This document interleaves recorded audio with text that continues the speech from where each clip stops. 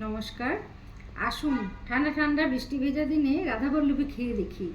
আশা করি সবাই ভালো আছেন, আমিও ভালো আছি। রান্নাটা শুরু করি তাহলে। রাধাবল্লভীর জন্যে 1 চামচ ঘি, অল্প একটু লবণ আর একটু মৌরি দিয়ে আমি আটাটা মেখে নেব। বিউলির ডাল আর মৌরি, আদা, কাঁচা লঙ্কা বাটা রাধাবল্লভীর পুর তৈরি হবে।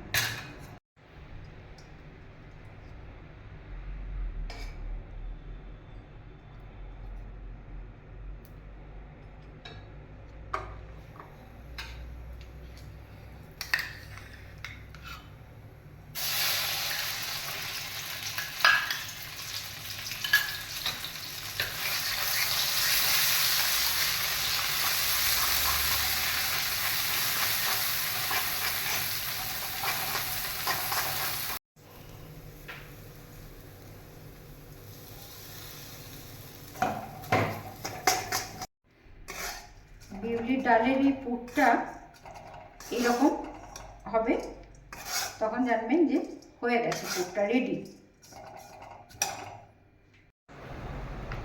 এরকমভাবে লইগুলো প্রথমে একটু গোল করে নিয়ে তারপর পুরটাকে আমি এর মধ্যে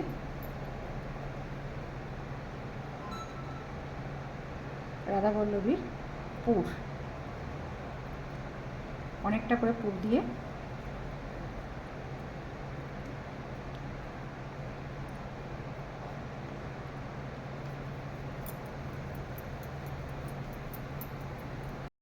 এই পুরটা আমি বিউলির ডাল প্রথমে একটু সিদ্ধ করে নিয়েছিলাম, তারপর ঠান্ডা করে ওটাকে আদা, লঙ্কা আর মৌরি দিয়ে পেস্ট করে নিয়েছিলাম মিক্সিতে। তারপর ওটা কড়াইয়ে নাড়াচাড়া করে তো আপনাদেরকে দেখালাম, ওইভাবে আপনারা পুরটা তৈরি করে নেবেন। ঘি দিয়ে এটা হালকা হাতে বেলে নিতে হবে। রাধাবল্লভীগুলো এইভাবে ভেজে নেব আমি।